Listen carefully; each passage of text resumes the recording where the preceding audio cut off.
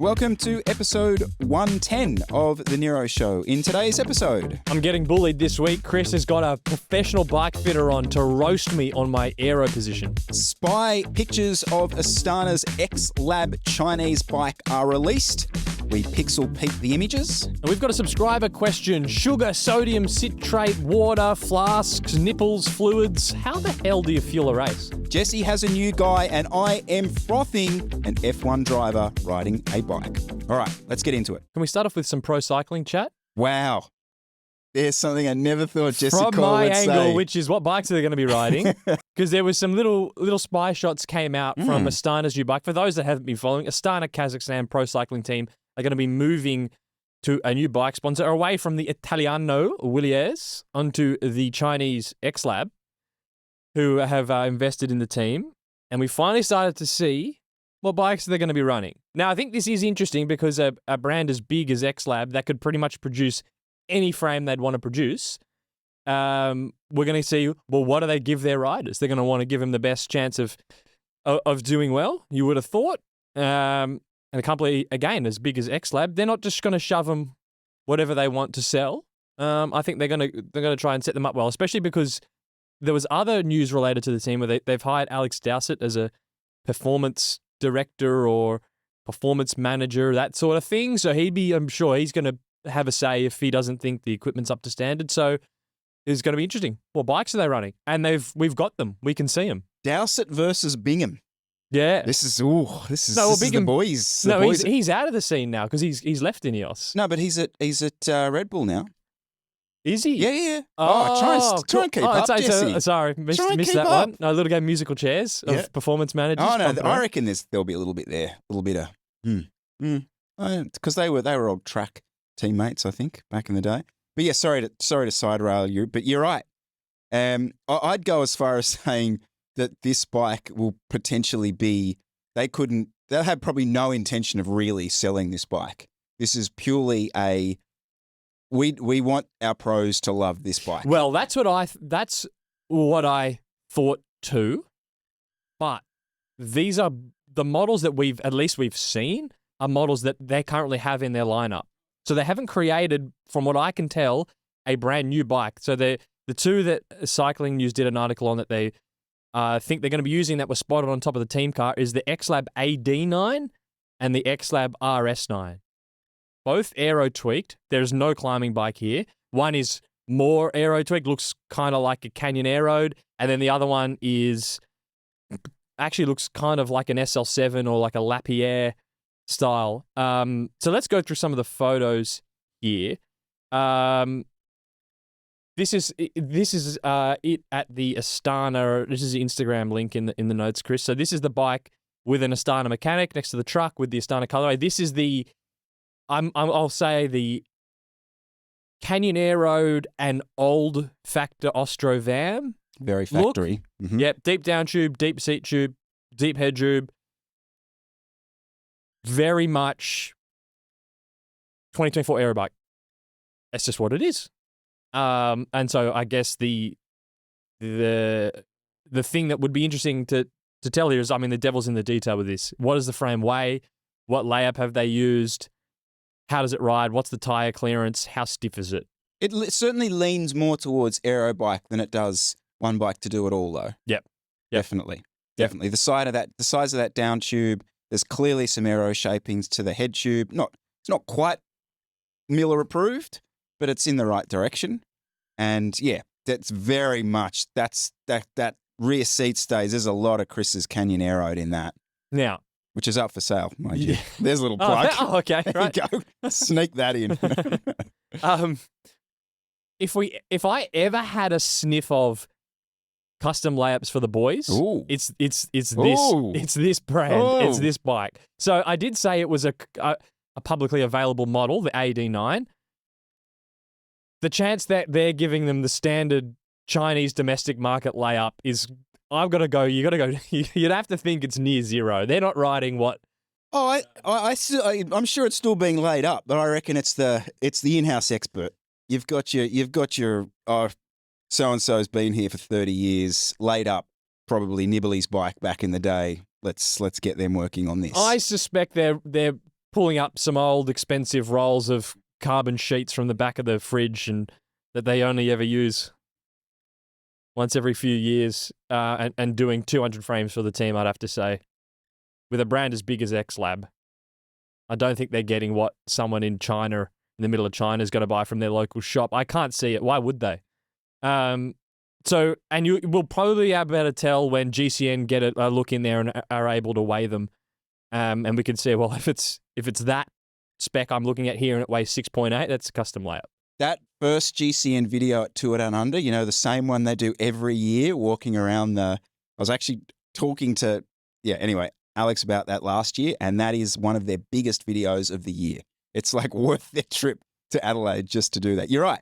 I'm so looking forward to that.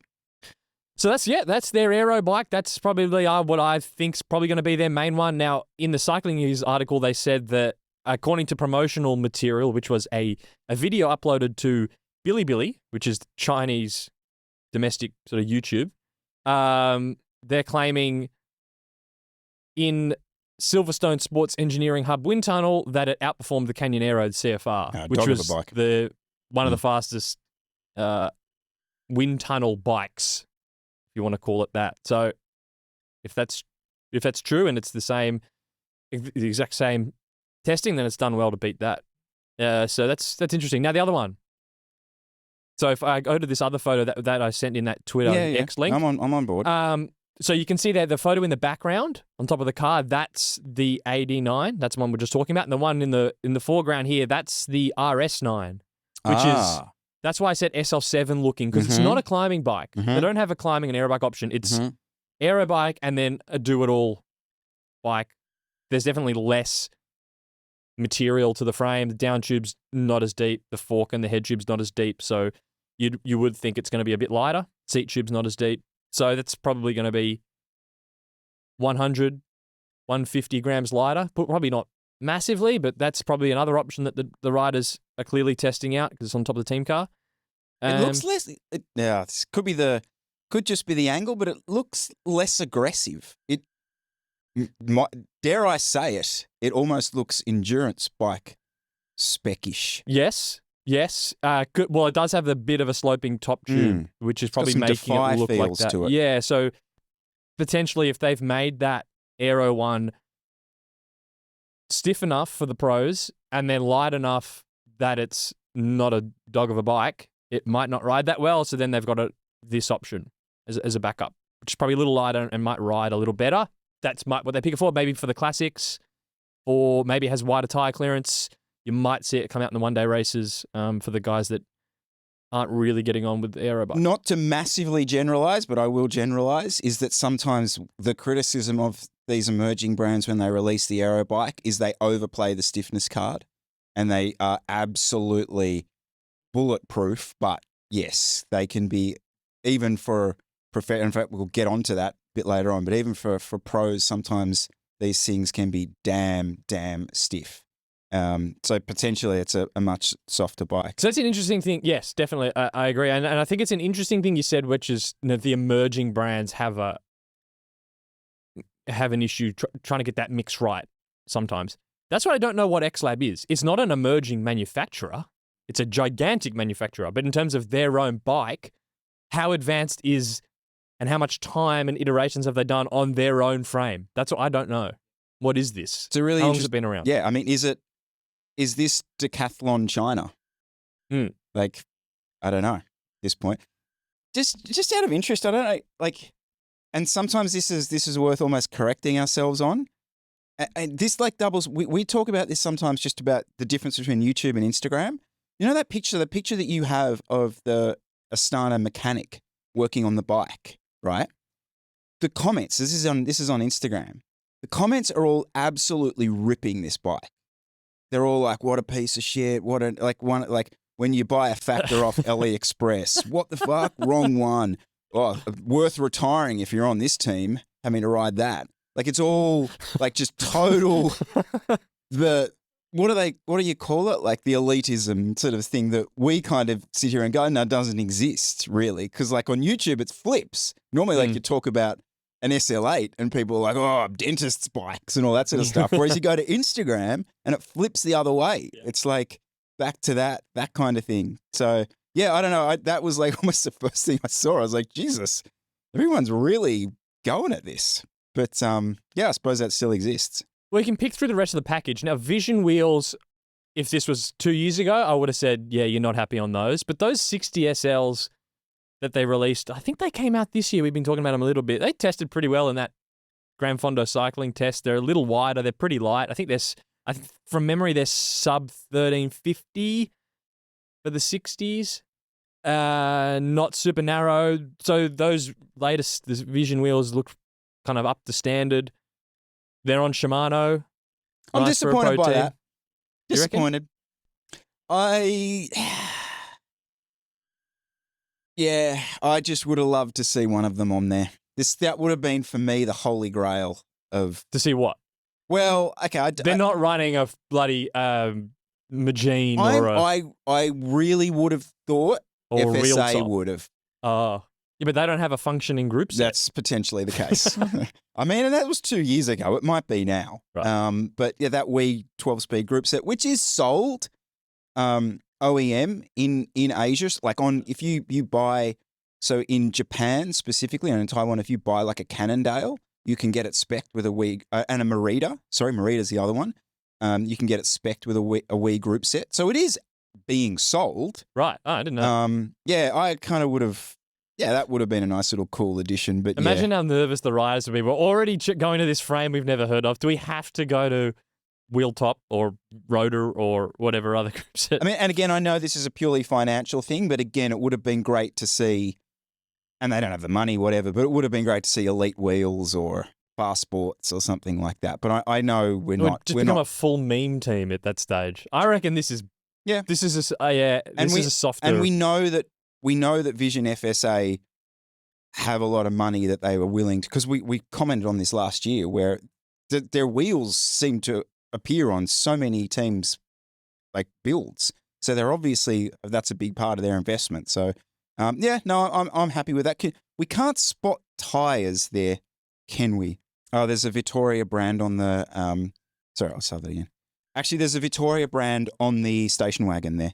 So I'm assuming that's probably the case with that. Interesting. But yeah, I mean, this will be really interesting. It's a meh team though. Sorry, like full meh this year. I think aren't they pretty much gone? Aren't they in like last place in the relegation battles? Potentially, haven't been following I think closely. they're going to be Pro Conti in 2026. But yeah, what's a good outcome for this bike? This team, because let's not understate it. This is huge. This is what we've all been. Oh, they're not going to be really taken seriously until this happens. So, do they need to win races? Do the frames just not need to snap? Like, what's the success story here? One single stage or race win. That's it. One. It doesn't even need to be in a Grand Tour. .pro or above, one win where it's just Astana rider crossing the finish line first, and there needs to be a lot of photographers and video, and that's it. It won something. That's, as far as the market's concerned, that's validating, I'd say. Because you can just go, well, it won a stage of Tour of Croatia. I don't think that's a .pro race. Probably not a good example. But you know what I mean. It just won something. A Grand Tour stage win? Will Astana win a Grand Tour stage? Probably. I mean, maybe not. So I don't even think the bar's that high. I can't even think of a race. What's a race? What do you understand what I'm thinking of? What's a .pro race? Like a Paris Tour, Astana can Paris always Nice. burgle a race. Like a Tour Down Under stage as well. That's a. Yeah, they get someone flogging himself in the off-season and just come out flying and win one. Straight off the bat, straight to Instagram, X-Lab, cross the finish line first. I don't think that'd do enough. It's no offense to Tour Down Under, but yeah, it is forgotten by February. Yeah, I think you're right. I think a stage of Tour of Burgos, something like that, yeah, would be massive. Okay, good example. Although I think we're both delusional because they don't even sell the bikes outside of China, as far as I'm aware. So, are the Chinese domestic market following .pro race results or Oh, even they're- World Tour race results? Probably not. The fact that Astana ride it could be enough. Just the pro teams using it. I don't think the people that are using race results as validation even have access to buy it in the first place. Really. No, but it's that image, isn't it? That's what they want. They want that image for the next. Yeah, you go on X The next Xlab's iteration. website, Yeah. the landing page, it's just them winning something. But I think that my Doesn't point matter is what the race is. this is bigger than Xlab. Not to get too grandiose about this, but this moves the needle for fast sports. This moves the needle for Tavello. This moves the needle for Windspace in my head. Yeah, I'm just Clermont. Jesus, a weird roster. Aaron Gates on there. There you go. Did he? Got a Yeah, gig? Aaron well Aaron done. Gates on the roster. good on It's him. such a weird roster. I'll be interested to. Atlanta Rouge have started doing their kind of team breakdowns, and they're normally like 40, 50 minutes. Jeez, you're going to struggle to drag out 40 minutes of this slop. Sergio Agita. Oh, Masnada. Alberto Bettiol, he'll win a stage of Well, Poles something. could steal something. Yeah. Case Bowl. There's a stage. Oh, Diego Ulisses on there. He might burgle an Italian .pro. They got climbers, Sergio Agita. Yeah. Okay. And speaking of like moving the needle for the niche that is these guys, so Panda Podium released they didn't release. They're now covering a new bike. So this was one of Joe's videos launching the bike as such, a Quick Pro AR1 carbon road bike frame set. Now, this is very much back towards the one bike to rule them all style brand. Just a quick run through of the specs, which you really don't need me to read because they're potentially all the same. But there's a few interesting things. So it is a 700 gram frame, so 690 raw, 780 painted. The T1100 carbon fiber, monocoque production, clearance for 32s, which can probably go up a little bit more. UCI approved. Do you just see this and go, oh, there's another one? Or is there something in here that's potentially a little more fascinating to you? Because you go. There's something here. I think he told a really good story on the frame with his video. That was really cool to hear how it was developed and what it was for and the process. And also, what are the pros of it and what are the cons? You said it was a one bike to do it all. Yeah, like it is sort of that camtail tubing and the head tube's kind of deep. But it's really light and stiff. I don't think this is scratching the itch for the I want like an Aero tweaked bike kind of person. To me, this is someone that already wanted a climbing bike. And cool, they get a sort of slightly Aero tweaked, really racy version of a climbing bike, essentially. That's what this is to me. I was happy for you to disagree, but this is essentially sort of a modern racy version of just a climbing bike, which, I think that's kind of it. I don't actually have that much to say about it, except that it has a really cool story behind it. I like the sales pitch. That's sort of where I came at it from.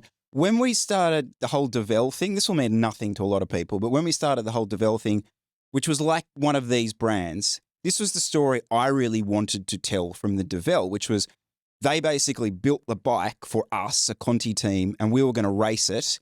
And then we were going to get to a point where we were like their research and development, and this was the story. That never got to happen. No, Thank it you didn't to COVID. really get close. But this is legit, the way that they've actually put this together. And, you get feedback from professional riders and changes are made. Just along the lines of the stiffness thing that I talked about earlier. Martin Lass didn't like how stiff it was. And that's a big comment for someone who's got a pretty big sprint on him, to say that it's a bit too stiff. Can you soften it down? And they did that. I'll go a step further. I do think this is slightly unique, but I don't know whether it's good unique or bad unique in the sense that that head tube is bizarre to me. So I was having a good look at the Propel the other day and just how flat and narrow that Propel's head tube is. And then this bike, which is probably trying to fight in the same market, is almost round and bulbous. And I'm not, I don't have the vision that you have, Jesse, to see these things. But I'm wondering, is that because it's clearly a design choice that they've made, is sort of my point. And it does look quite strange because it's a tiny head tube and you got a guy like Martin Lass on it and he's having to pop a heap of spaces under there, which is clearly the way you're just going to have to go with a lot of these brands. They tend to make them that style. I don't know. I kind of thought this was a pretty interesting. I thought it was a pretty compelling argument. Is what I'm trying to get at. Yeah. Yep. I mean, essentially, it looks like a slightly slimmed down Cannondale Super 6. Yeah. But I reckon when Joe started Panda Podium, this was almost like this is the perfect story to tell to sell a product on his website, because it's okay, he's got the links with Asia, but this goes a step further. This is like, we've also done this research and development. We've also raced it here. I know the guy, but it just gives you that sense of, all right, no, I trust this now. The thing that interests me more about this, I really like the story. For me, the bike's not for me. It's just not ticking my boxes that I want. But the team is testing, and I spotted this, a different bike, which is more up my alley. And if it's following the same story as the AR one is, then I'd be interested. So it looks like it's got the fork of the BMC, really wide front fork, which is initially spotted in the photo of one of the team's Instagram posts. And I went, what is that? It's like gigantic fork. And then from the side on, it's got sort of a Scott Foyle looking seat tube or S5 looking seat tube with the sculpting around the rear wheel and the sort of very upright seat tube and a deep down tube. And so if they can apply that weight saving stiffness race-tuned side of things to an actual more of an aero frame, that's where I'm going to be interested. I'll send you some of the links so we can put some of the photos in. But yeah, we'll be curious to see when that one comes out. This bike's not for me. It's not for you, but I can think of half a dozen people who it's for off the top of my head, like who would really get around this. So I'm interested to see how this gets on. I'm also, go on. What did you think about the whole it's insanely stiff thing, right? So let me lay it out. When they designed the bike, it's a race bike. They just wanted to be really stiff so that all their sprinters could use it. Okay. Which makes it not particularly compliant. Doesn't absorb the bumps as well, which is a negative. But the fact that it's so stiff makes it, according to Joe, really lively and exciting to ride. Even if you don't actually need that stiff, if you're not doing 1700 watts, and you might never notice the difference between a 5 out of 10 stiffness versus an 8 out of 10 stiffness is probably only relevant for people that can actually put that much power out. So what's your take there? Is a stiff bike good because it accelerates well and then the wider tires sort of make it more comfortable? Or would you take not as lively a ride feel but more comfort? Like, how does that sit in your mix? Column A, and I wouldn't run carbon spoke wheels. Okay. I like, yes, stiffen me up. Okay. Yep. Stiffen me up. There's your reel this week. Stiffen me up. Okay. Yeah, and I'd stick to reserve steel spoked wheels. Okay. Yep. I would stay away from carbon spokes and go that route. Interesting. I have no qualms, no issues with that. Okay. Yeah. Okay. 55 PSI, nice 24 mil internal. You're soaking it up. There's no issues. Okay. That feeling, you can't beat it. Okay. See, I disagree. Having ridden the Envy, I'd say that's more on the, it's still stiff enough, but it's not like that. Personally, I'd go more the comfort route and go a half along the way stiffness, a 5 out of 10 stiffness for A little bit of bump absorption. That's what I think. Mate, I'm a gravel racer now. Yeah. Like, it's just standard for me. Oh, fuck off. Just see my off-roading in that. Fuck me. That was so lucky. Quick shout to Joe. I want one of those T-shirts. Just wherever you are, Joe. Christmas is coming. I want one of those. I'll shill for that T-shirt. Don't you worry about that. The panda on the... See the panda, the blue panda T-shirt? I did not see really the blue like panda that T-shirt. Get me on board. Today's episode of The Nero Show is supported by Peaks Challenge Falls Creek from Bicycle Network, Australia's most legendary cycling challenge. Taking place on the 9th of March next year, it's 235 kilometres of world-class cycling in Victoria's high country. The route clocks up over 4,000 metres of climbing, taking on Tawonga Gap, then Mount Hotham, then the notorious back of Falls Creek, which is the kind of elevation test you'd usually see in the biggest mountain stages of the Tour de France. But Chris Miller, you've done it twice. Could you sell me on doing it? It's 3 peaks, Jesse.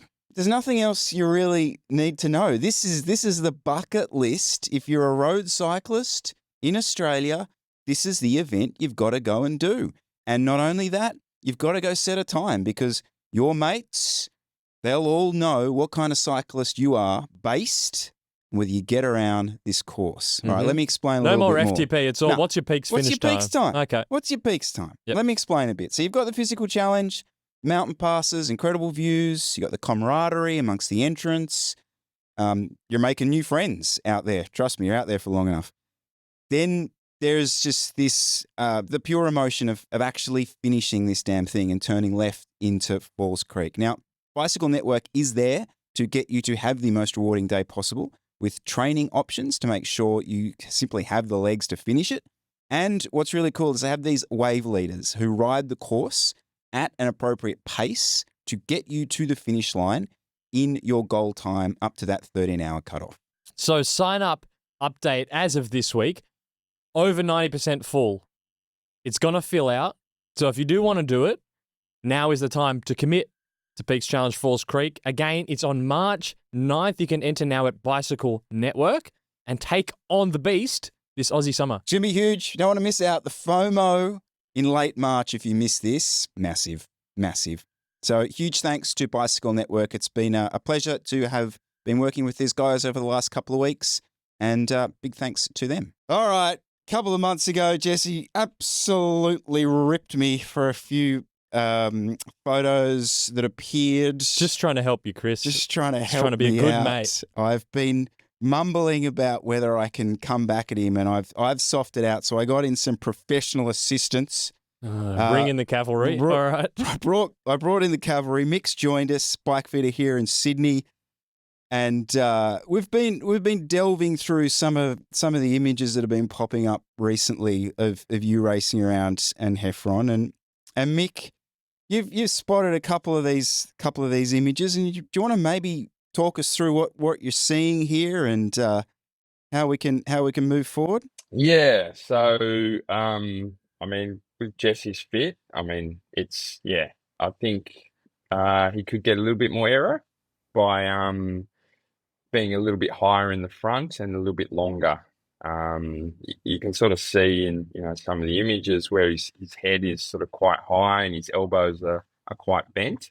And yeah, getting the head out of the way is it's going to save you at least 20 watts. So if we can sort of get that head a little bit closer to the body, similar to sort of how the current trend of TT bikes are going. People are coming higher and a bit longer in the front. I reckon, Jesse could get even more aero, which is a bit scary. So that first image that we've got there, so it's basically Jesse, kind of side on profile shot. Talk us through what like his head position there. Okay, so Maybe. yeah, you can see his head is quite high. And if you look at his elbows, they're not quite they're nowhere near sort of 90 degrees. So I reckon if Jesse was say 20 mil higher in the front and possibly 10-20 mil longer, he would be able to really sink down in that position, get the elbows a lot flatter, and get that head out of the way. give himself a bit more real estate up front. And then you'd be able to sort of, his head is, you can see it's like, popping up in the air. So the wind hits the head and then creates turbulence, and then it takes 2 meters for that turbulence to clear. So either sending a new fork, maybe Joe could send a fork out so it could come a little bit higher in the front, maybe 10 mil longer in the stem. I'm not sure what stem lengths they offer with those Tabellos, but I think you can get a 140 or a 150. So essentially, if you could come a bit higher and a bit longer, I think you'd be able to sort of hold a more aerodynamic position by using his body position and still keeping the hip angle nice and open, and just be able to hold it for a lot longer. Because I dare say at the moment it'd be hard for Jesse to under power to be able to keep those forearms nice and flat, mainly because he's just running out a bit of real estate in the front. Next picture is that one of him front on. Yep. So, like, I look at that and I go, like his head's kind of tilted there. Is that sort of more along the route that we're wanting to head here? Yeah, so you can still see how his head is above his torso. So, and you can see he's trying to get low, but he can't quite get his forearms flat. So I think it's a combination of, being a little bit short in the reach and a little bit low in the front. So he just can't quite get down there under power. Because it's all well and good being able to hold Aero, riding around at zone 2, but at Heffron, you're doing VO2 sort of anaerobic intensity. So if you could get his body position a bit lower, he's going to go even faster, which I don't know if I should be giving him this information because he'll just ride away from all of us. But I think there's some improvements we could make there. Do you get sort of pain in the hands or anything like that when you're in that position? No. No? So why aren't the elbows bent there? Because I'm not bending them. So I did send you some other photos because of ones where I actually am trying to hold Aero. Because the thing with with the choose done at Heffron, you're really only seeing the wind for maybe the 5 to 8 seconds that you're actually rolling through for your turn. The rest you're just in the wheels. So I sent through a couple more, which is maybe we can, if we want to pick through the Aero position, these might be a little better because this is where I'm actually trying to hold it. So there's the front on one with me there going down the straight. And actually that's you, Mick, behind me. That was, and you, Chris, fourth wheel. That was a Saturday Heffron from a couple of months ago. What do we think about that one? That's me more trying to get the forearms parallel to the ground. So that one is better, but you can still see the head is a little bit above the body there. And see how the forearms, they're pretty close, but it does look like it's, a real effort to sort of try and get down there. And if you look at his sort of shoulder to elbow to hand, it is quite a sort of almost, less than 90-degree angle there, sort of probably more like, 87 degrees. So I think if you could come a little bit longer and a little bit higher, you'd be able to get that shoulder to elbow hands, slightly over 90 degrees, and you'd really be able to sort of sink that head down. And that's for me, that's not, you're right. Like I can hold it, but I'm not doing a full 20-minute, 30-minute time trial holding that. That looks like you're under. I mean, you're going hard, but it looks like you're under a lot of stress to be in that position. Mm-hmm. Yeah. Mm-hmm. Same with the first image in that I sent there, Chris. So that's basically almost pretty much the same position, but from the side on. And my forearms aren't parallel to the ground. They are still, as you said, that's sort of probably 80, 85 degrees. Yeah. And that's hard for me to hold. And you can still see that head is just slightly above the torso there. So I reckon if you could go, say, 10 mil longer at least, and then a little bit higher, you would be able to then, get that shoulder angle more at that sort of, 90, 92 degree. And being a bit higher, you could actually be able to sort of really flatten those forearms and, really sink into the position and get the head out of the way. Mhm. And then you'd probably be able to hold it for a lot longer as well. Rather than, and even on the wheel, like if you can hold that position, you're going to have to put out less watts to even sit on the wheel. So then you can get to the end of the race, or if you want to, drop a big attack, then, you for the whole race, you probably averaged, less wattage. So you've got more juice in the tank for when you do want to launch a log splitter or a vicious attack. A log splitter. Oh, I haven't heard yes, that one before. no. That's a cracker. The 2 laps to go. Split the log. Splitter. Split the log. Fantastic. Split the logs. Okay. Do you want to go? Yeah. Well, so I've considered this before because when I got this bike, I was between sizes, so I could have probably to help the position you're talking about, Mick. I probably could size up a frame. Yeah. And go to one bigger. Yeah. Which I did consider. You could either size up, or I reckon you could, because what's that, a 130 mil stem? Yeah.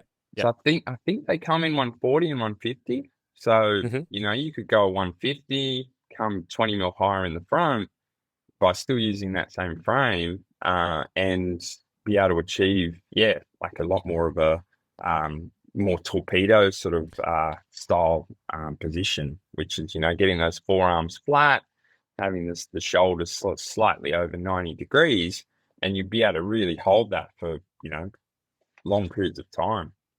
So when I was doing it, I actually actively decided not to do that. I'm keen to get your thoughts on this. Okay. Because I agree that when trying to hold aero, so let's say if I was doing road bike time trials, that would be optimal. And the way I've got the bike set up now is not optimal to hold that for an extended period of time. Yeah. But my consideration that I had was as a taller rider, if I'm not thinking about holding my aero position and my handlebars are that bit higher, I am sitting above everyone. And so for if we're talking about a Tuesday night Heffron, if I'm just in the wheels, not on the front, maybe just coming off, rotating through, and I'm not really focused on holding position and shrugging and bending the elbows, this allows me to still be somewhat in line with the other riders in the rotation in terms of height. Whereas if I come up higher so that my aero position is optimized, if I'm not thinking about it, I'm catching heaps of wind. And I find that during a race, I spend a lot of time just in the drops, not really thinking about tucking. And then this kind of saves me from being a big sail in those moments. Is that I think a consideration? I think even if you were higher, you would still be able to, sink into that position and actually be lower on the drops by being higher. Because you can see when you're on the drops, your arms are quite straight. So if you were, let's say, 15, 20 mil higher, you would actually be able to sort of, keep that head down a lot lower, even on the drops. You've got sort of shorter cranks on there, so the hip angle's not really an issue keeping that open, but it would keep the hip angle even more open. Because it's sort of. So you think I would probably naturally just stay lower anyway, even if the handlebars are a bit higher? Yeah. I'm probably. Okay. Yeah, I reckon you'll naturally just want to bend those elbows more. So rather than at the moment on the drops, you're quite low, but your arms are quite straight. So I think it wouldn't affect your position on the drops at all. You'd probably even be able to get lower just because you'd be able to bend your elbows naturally more and just keep that head even lower. Especially, under high load, you probably actually even feel more stable through the saddle, and you probably find, you'd be able to put out more power more comfortably. And then, when you need to really take advantage of, being on the front or off the front, you would be able to just stay in that sort of aero flat forearm position for, probably the whole race. Like if you, off the front for 40 minutes or, but I actually think like you coming longer rather than just coming higher, you would actually be able to get your body position a lot lower. Can I refer to an image that you sent on? So it's yourself and Tom, I think, and you're both kind of in that sort of torpedo-ish position. Yeah. And his head is right down, like staring at the stem down. Yeah. And your it kind of looks like you're maybe looking a few centimeters in front. Well, I think my question is like is it more effective to be the complete Tom torpedo position there, or are you better off being in a looking a couple of meters ahead? What I gather is sort of your position. Yeah, so if you look at Tom, like you can see his arms are still a bit bent and his head Mm-hmm. is still quite up. So a similar sort of thing. He's a little bit short and probably not quite long enough as well. And it looks like he's really having to labor to get down in that position, Mm-hmm. where you can see I can get down there and like I'm quite relaxed like through the shoulders, and I can have a really almost negative sort of hand to elbow angle there. And that's just Are there up, coming a little bit higher and a little bit longer. So I can just really relax into it. are there any cues you could? So I struggle with this. Is like where to put my head. Are there any cues that you have that you say to clients like on trying to get that head in the right position? You know, because I'm not in a wind tunnel and have someone telling me, okay, that's the right spot, that's the right spot. Is there any sort of general cue you can give? Yeah, I mean, it's similar to when you do a race riding on a TT bike. You sort of create that turtle type shrug. So so almost sort of shrug your shoulders and bring that head down. Um, and it's one of those things like you've got to train it. Like you can't just when you see guys riding around like that, and it's not just like, oh, Heffron's here, I'm gonna ride in my aero position now. You need to spend time. Guilty. You need to spend time, I'd probably start off at first doing, tempo and then sweet spots sort of in the zone. And then you can progress to doing, your harder sort of VO2 threshold efforts in it. Because when you see, example like Remco on a TT bike, he doesn't just jump on that bike and say, oh yeah, cool, I'll just hold this position. I dare say he's spending a lot of time, focusing on body position. Whether it's doing core work or strengthening his shoulders. But yeah, if you can have a little bit more height and a little bit more length, it just makes it a lot easier to be able to stay there when you're going above threshold VO2 sort of style efforts. Yeah, take it all on board. Sick. I'll have to I guess send some WhatsApp messages out. Maybe we do a respec and we report back in a month or two. Yep. All right, yeah. So, like we said a couple of months ago, Jesse took the piss out of me. So I thought and I listened, and Mick helped. So I thought what we might do is Mick might just step us through Chris sort of 10 months ago to Chris now, position changes and kind of what we did. Alrighty, so you can see, when Chris first came in, he had quite a short stem. I think it was a 90 or 100. Yeah, it was 100. Yeah. And you can see, if you look at his body position in the front, he's almost sort of, fully straightening his hands. If he tried to sort of, get lower in that position, he was just really crammed in the front. So he couldn't sustain it without getting, I dare say, forearm, tricep fatigue, where you can see what we've done is come longer in the stem, but changing the stem, then we had to sort of change the back of the bike as well. So because he's having to hip hinge and bend forward more through the pelvis, we had to, change bring him a little bit further forward in the saddle, and also change the angle of the saddle to enable him to be able to sort of hip hinge through his glutes and his hips to be able to get down in that position. Because essentially, when you go longer, if we were to do that same position with that 190 mil stem, you would have been, way too much weight on the front of the bike, and that angle would have gone back to, shoulder angle, probably, 85 degrees, maybe 80, which, you just can't hold it for more than probably 10 seconds without getting fatigue. I'm looking at the video here. Would you consider Chris going to shorter cranks to help clear up the hips? He could. Yeah. I mean, Chris's hip angle isn't too bad when he's down there. There's sort of three ways to open the hip angle up. One, bringing the saddle further forward. 2 coming a little bit higher in the front. And then the third, if you can't achieve it from those 2, you can go shorter cranks. But you can see when Chris, in his final video, his hip is still pretty open at the top. And crank length is one of those things that it may open the hip angle up a little bit more, but you don't get as much as you sort of think. Like if you go 5 mil longer, you may open the hip angle up by maybe 1 or 2 degrees more. And it's more of one of those things you could try it and see how it felt. But yeah, I definitely think you could probably try it. And then myself, like I went 170 or 165. At first, I didn't like the 165s. I went back to the 170s, and then I gave the 165s a go again, made a few other adjustments. Now I'm on the 165s.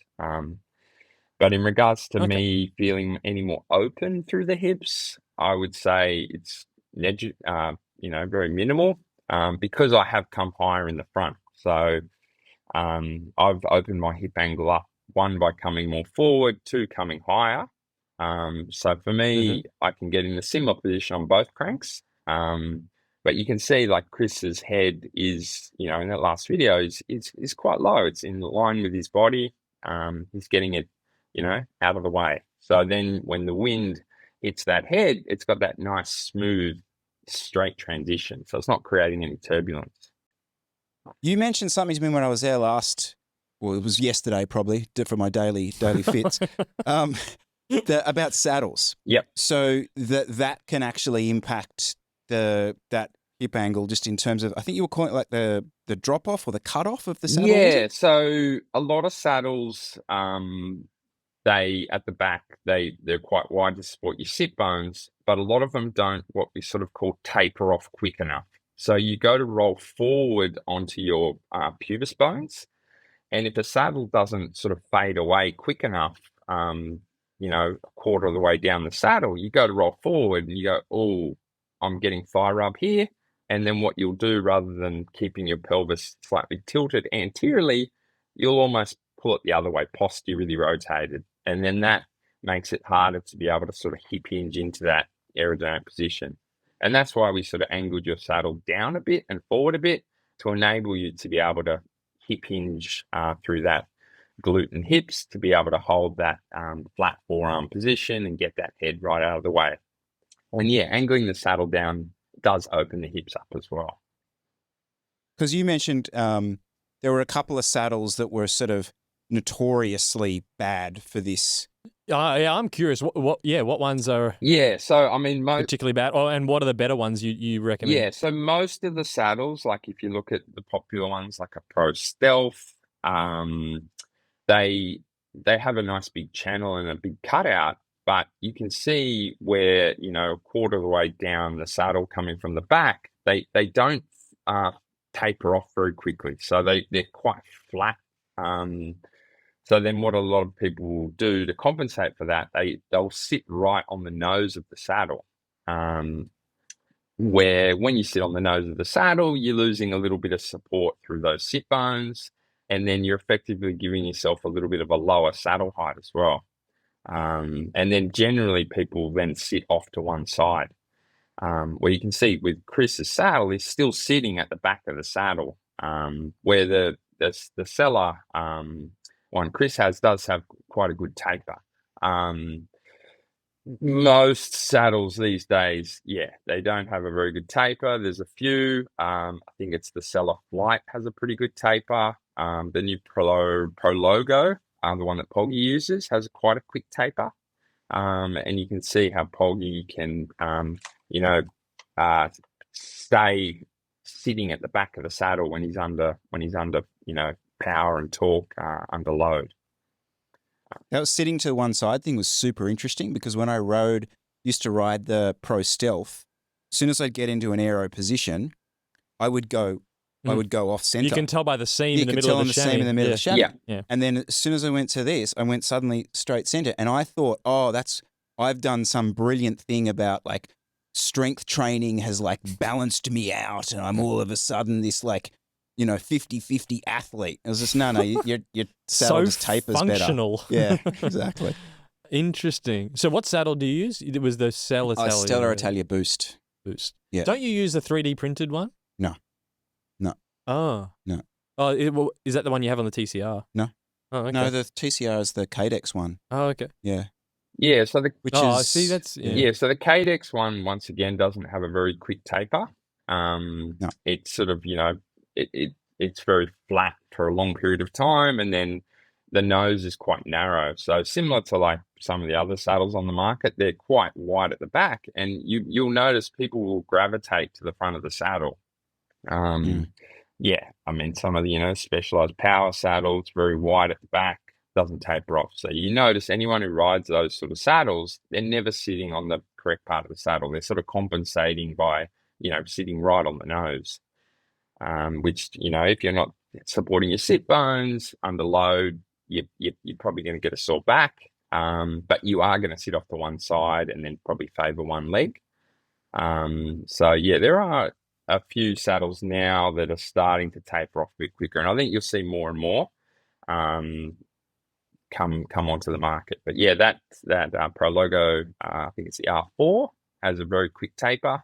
But there's not many, that sort of have that. But the Cello one that Chris has does have a quick taper, so it does enable him to be able to hip hinge and create good thigh clearance. And it's got a really nice cutout as well. So when you roll forward onto your pubis bones, you're not going to get that soft tissue pressure. Because a lot of saddles, you roll forward onto your pubis bones, you hit soft tissue, and then you'll naturally just rotate your pelvis back to a sort of posteriorly rotated position. Which it makes it hard to stay down in that position. You'll get numbness, or it'll just sharp pain, just won't feel comfortable. Legend. Alrighty, mate. Thank you very much for that. Thank you for assisting me in bullying Jesse. No. And yeah, very good. Thank you again. We'll probably follow it up in a couple of months, I reckon. Yeah, no worries. Yeah, I'm going to have to go get a new fork and a new set of handlebars. Yeah, I think. What do you reckon, Tavello? Will they come to the table? Send me a fork? Yeah, I think it'd be an interesting sort of test, and then you could do your little test run in CP and see if you get a K an hour faster, which I think you can by going a bit higher and a bit longer. So it would be probably a bit dangerous for us racing you. Let's stop talking, shall we? Yeah. All right. I got homework to do. Thanks, Mick. Thanks, no mate. worries, Much guys. appreciated. Have a good day. Chat to you, mate. See ya. All right, subscriber question, Jesse Coyle. Yo! This week, Luke Thomas. Hi, Luke. Hey, guys, loving the pod and the race videos. Did you hear that? Race videos. That's me. It's not It's you, an Jesse. absolute love-in You're for loving Chris's it. race recap. Can someone get in there and leave some negative comments? It's just, look at the cloud he's on. Oh, great effort, Chris. I'm just screenshotting them and sending them to Jesse. See, people like me. Very curious though. As someone who has only got into cycling about 6 months ago, I'd love to know how you both carry and consume carbs and sodium on your longer race days like Dirty Warnie and Amy's. How many carbs you aim to consume per hour? What's in the sugar flask? What even is the flask? Is it like the small runner bottles and those just stash them in your back pockets? And what drink mix and ratio do you run in your bottles on the bike for electrolytes and extra carbs? I asked these questions due to my long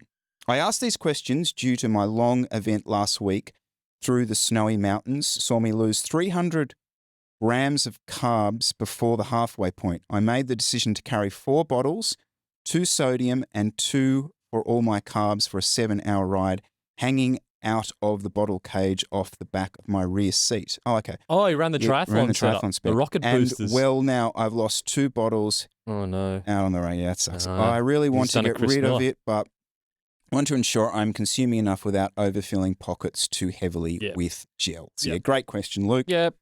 Great question. Welcome to the Nero Show. Someone hasn't watched Jesse Coyle on YouTube. I've done quite a few videos on the setup, the flasks, the sugar. What's in the sugar bottle? Sugar. Plain sugar. So there's a few videos you could watch. The first thing, 4 bottles, that's slop. So you got to run the flasks. So get rid of them. Sugar goes in the flasks. The flasks go in rear jersey pocket or behind the neck. And then your bottles can just be for plain water. which you can then stop up to refill, and you don't have to worry about dropping anything, unless you manage to drop a flask like Chris Miller. That's the cleanest, easiest How setup. many carbs you aim to consume per hour? Me, average across a long race or ride, probably average 100. I'll go up to 120 if it's an intense period of the race, and I'll drop it back to 70 or 80 if it's a steadier part, but probably average 100. What's in the sugar flask? Plain sugar, or if it's hot and I'm wanting to take an amount of sodium per hour, then I would mix sodium citrate powder in with the carbs in the right dose of sodium per hour. So I'd mix it in the right concentration with the sugar. So if a sugar flask had 200 grams of sugar, and I think that was going to get me through 2 hours, I might put 6 grams of sodium citrate in, which would be 700 milligrams of sodium per hour. And I would put that in with the sugar. I've played with a few mixtures throughout my time. I tend to run in my flask 200 grams of sugar. I then put a squeeze of lemon in there because I do find that acidity helps to break down the sugar. What I find is if I put that up to 250 grams of sugar in the flask and mix that with water, it'll often start to granulate and turn back into sugar, especially if it's cooler. And I will also put in a half a teaspoon of sodium, a little bit of salt. Sodium, what form of sodium? The stuff you sent me on, actually. That's the sodium citrate. Yeah, sodium citrate. Yeah. So we're talking about sodium citrate here. What are we talking about? So if you want to get electrolytes in, and you've been using electrolyte powders, or you've carried around a thing of SAS tabs, electrolytes essentially just means sodium. And so if you want to get sodium in, you can just use straight sodium. And so you can use table salt, sodium chloride if you want. There's a bit of evidence that sodium citrate can be a little bit easier on the gut. And so that's what I would recommend. You can buy it online, just type sodium citrate powder. And you buy that. Just keep in mind that a gram of sodium citrate powder isn't a gram of sodium.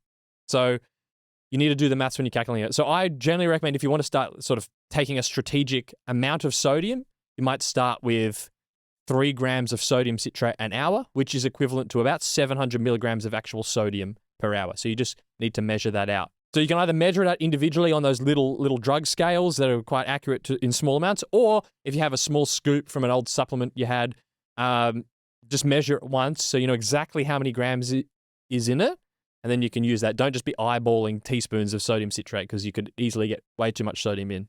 And then you can experiment there. If you're a really salty sweater, you might have 4-5 grams of sodium citrate an hour, or you could scale it down if you don't sweat that much salt like I do. I'm not that salty a sweater. So that's just an easier way to get. What are the flasks? Yes, basically they are the runner's flasks. The only thing I will say is those runner's flasks tend to be quite plasticky, quite hard. I think Goo do one, and it is, you want something that's a bit more malleable that you can put away in your pockets. I run a 250 ml one. I know you run up to like a 500 ml Yeah, I've flask. got a 500. And yeah. just be careful with the actual nipple, because I don't use one that turns off and on. I use one that's basically, it flows once you start sucking on it, and it's completely blocked otherwise. Because anytime you're running this stuff, all your eggs are in this basket. You can't afford to lose anything, like I did with Dirty Warnie. So the softer ones, as I said, are better because you can. I actually stuff mine down the back of my jersey a lot of the time in a road event, and it kind of goes from there. I'll drop a link to the one that I use down below. But yeah, they're relatively easy to get hold of. And the final question there was drink mix and ratio. Do you run your bottles on the bike? So for me, anything above a 4-hour event, I will start with 100 grams of either I'll actually buy a drink mix, or if I can't be bothered, it will be 100 grams of sugar with a bit of sodium citrate in the bottles. And then from there, I will move to a purely water-based pickup on bottles. That's what I do for peaks or any sort of those style events with feed zones. Obviously, when you start getting supported events with people handing you stuff, things can change.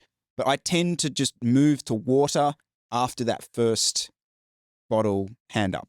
That part of the question I actually get a lot, because people get a bit confused with, well, how many grams of carbs per bottle or per unit of water? And there's no answer to that, because you need a set amount of carbs per hour based on your fueling plan. The amount of fluid or water you need per hour depends on how hot it is. And that's why mixing the carbs in the bottle can be quite difficult firstly, you'll finish those bottles and you'll have no carbs left. And also, if it's hotter than you planned or cooler than you planned, the ratio's wrong. And that's why it's just really simple to get the carbs out of the bottles into the flasks, and then you can just drink to thirst, whether that's 500 milliliters an hour, or if it's hot, you might be going through a liter of water an hour if it's stinking hot and you're pissing sweat. But then you can always just have your carbs and you set them out. So that's why just getting the carbs out of the bottle is just the cleanest way. And then you can always just have water in the bottles and you're stopping and filling them up and you're good to go. Train this. Don't turn up. It's every single event we do. Oh, I was aiming for 120 grams, but after 2 hours, my guts felt like... Did you train it? Like, that's what you... And when I say train it, I don't mean go out on a 4-hour ride, stop 4 times and fill up at the service station every now and again. That's not actually training to do this. Training to do this is to mimic it and put your gut, because it's not a particularly comfortable feeling doing it. So that's my kind of last bit on it. I mean, I'm comfortable doing it because, as I said last week, I haven't done a week over 10 hours in the last year, but when I was, that's just what I'd run. 3-hour day, 4-hour day, 4.5-hour days. I just forever ran the race. That's just all I trained. Whether I was training or racing, the amount might be slightly different, but I'm using the same stuff. But you can also train on sugar water. Just because it's training doesn't mean you have to be back on the solid foods. There's nothing wrong with just using your race nutrition for all your training sessions, aside from if you're using gels, it'll cost you a fortune. When's the last time you ate a solid piece of food on a ride? Going to ride like a ride. Oh, I might have like a novelty couple snakes or half a banana. I'm going to say lollies don't count. Okay. Yeah. I wouldn't even bother I know. I might have one muesli bar on like a 4.5-hour ride just so there's something in the stomach, but no. My answer's that. So 2022, climb to Kaiser was the last time I took solid food. Mm-hmm. I would never have solid food in a race. Yeah. Even if I was doing Peaks Challenge, would I start with solid food? Probably not. I would all be like on the nipple all day, all day on the nipple. Yeah. Thank you, Luke. Really appreciate that question. I'm going to follow up with a question. So I bonked real hard at Dirty Warnie because of my food situation, right?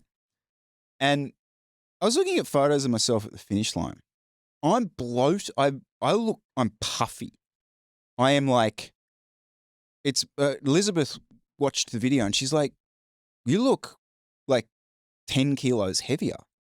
And I then went and had a look at, so we then recorded, that was on a Saturday, we recorded in here on the Tuesday after that, and I kind of looked normal again. But looking at the vision, I did. And like, even like, it's quite funny, like in the Podium thing, I put my hands up and like my belly is like blown up. It's really, really odd. And I don't know, would there be any circumstance where like my body's going into, oh shit, I have no food, I have no energy, I'm going to just hold water or something? I don't know, because it was really weird it was like odd looking at myself, to be honest. There's nothing I can think of that would be causing that, as far as I'm aware, no. Fair enough. Yeah, because I felt it too. I felt like Puff City. Yeah. And that was the only thing I could put it down to, is that, I mean, I tried to do the calculations on it and I was down at least 2,000 calories on the day. But I do remember that from the past. I used to come back from races and events feeling super bloated, and it would take a few days to pass. And the solution seemed to be eat more, the event, which is weird, but yeah. Okay, that's very interesting. No, that's I've never heard anyone say that before. Maybe you had like there was some pollen at the finish line or some sort of that. It literally looked like it, because my whole face was puffed up. Yeah. Anyway, there you go. Get into the comments and say you look fat, Miller. So can we just quickly follow up on the dad routine stuff? Oh, yeah. So we broached that subject last week, how to train new dads, mothers, etc., and we're on a few group chats and a few boys and people commenting as well. But some of our group chats have reminded us of a few that we missed out on. The obvious one was commuting. Great opportunity to commute and keep the legs ticking over. Fantastic. Big fan of that. How are you going to shit on commuting? I'm Can we waiting to see what you discuss- cook up here. Commuter cup. Right. Because this particular individual who was texting us, he is a known pest for this. Now, I'm not talking about you're on your Anzac Bridge segment, you're on the Sydney Harbour Bridge segment, you got a Taylor, you're going to go full gas to try and get a good time on the commuter segment. That's not what I'm talking about. I'm talking about that one bit of the bike path that suddenly turns into a fully fledged, the flag has just dropped, crit race. Mm-hmm. Sitting on, waiting for the little lulls, attacking over little rises. This could be happening. You could be on a fixie with a basket on the front of I know he's on a fixie with the basket on the front of his bike, ripping it around. Is there a threshold for you with the commuter cup, or is it all bets are off? I actually like it. The biggest thing that a lot of the training people don't like about commuting is that it's just not training. Like, well, yeah, I could maybe commute, but it doesn't count. It's not making me fitter because it's just commuting. So nothing wrong with a bit of a 20-kilometer shred into the office. I want a shred. Yeah. I've no issues with the shred. I'm there. I just don't want. I have an issue with the. Good for your skills too. You want to develop some kind of like handling skills and cornering and late braking and all that. Go and rip up a few bike paths. That's how it happens. Maybe I've just triggered an army of commuters. Lay off our commuter cups. It's what I have. It's what I have. It's what I want. All right. Well, how about this one? And he's notorious. You know who I'm talking about here. He's notorious for this one, but I think this is important. Underselling and over delivering. So by that I mean, if you are going to go out, say, I'm going to go out. I'll be back in 2 hours. Come back in an hour and a half. That's sort of goodwill. That goodwill, incredibly important. No. The opposite will see you retiring in weeks. If you consistently say, I'll be about be 2 hours and be 3 hours, your career is very much about to end. I find that really weird. Like if you come back, what if kids are off to the shops? You're back, you've just wasted half an hour because you're back earlier than planned. No, I'd stick to schedule. So I'd very much just stick to schedule. The undersell, I don't get. I just don't see how that's, yeah. You've got your 2 hours, plus you've shortchanged yourself an hour if you're back after an hour when you have 2 hours. My point is you knew that you kind of had that leeway and would be. I would use it and take the next day off. Okay. Yes. Fair enough. Fair enough. So you have a new guy. New guy. So chain rings. Chain ring guy. Chain ring guy. So we have chain guy, chain ring guy. Chain guy? Well, You get poor custom chains. chain guys potentially out of Oh, business at the wax moment. guy. Yeah. Here's your I'm wax. just adding him to Yeah. my staff. Isn't it a sad, I know I've said this before, but I'm going to repeat again, sad state of affairs where just to get the chain rings you want, even though you would happily buy them from the manufacturer because they work the best, we're having to go aftermarket to get things that work. Who does them? Oh, I know a bloke with a CNC machine. He can do a setup for you. Like, why he can make a set and Shimano can't just make a set? I just don't understand it. Oh, I like it. I hate it. Do you? It really makes me angry. It really it's just annoying. What a sad state of affairs.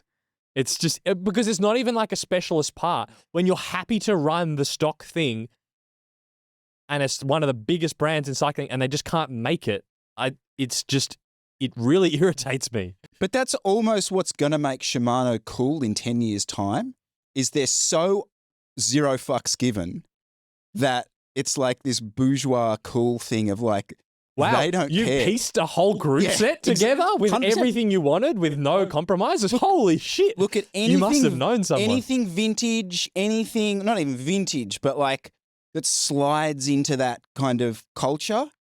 What makes it cool is its exclusivity and its awkwardness almost. Are SRAM any better though? Didn't they also have heaps of stock issues, or maybe that was a COVID thing? I feel like it's across both the main group set manufacturers. Anecdotally, well, it does vary from region to region about what stock is available to thing, but you would potentially argue that SRAM In Australia. makes more of an effort to want you to be in its ecosystem, Yeah. whereas, yeah, they just don't give a fuck. Yeah. Like, whatever. Yeah, but that's I don't know. That's what's maybe making it cool in the future. Anyway, so I'm off the Chinese chain rings. I couldn't get them to work with 12 speed. So my China bike is slowly becoming less Chinese between the group set, which is now Japanese, and what else did I take off it? Well, now the chain rings are not Chinese. They are Dutch chain rings. Remco's man. Remco's chain ring guy. Well, we can't say who it is. 'Cause No. this No, needs just to ask stay Remco. underground. DM Remco if you want to find out who it is. So yeah, that's another. They Yeah, are that's heavy right. though. Have you noticed that?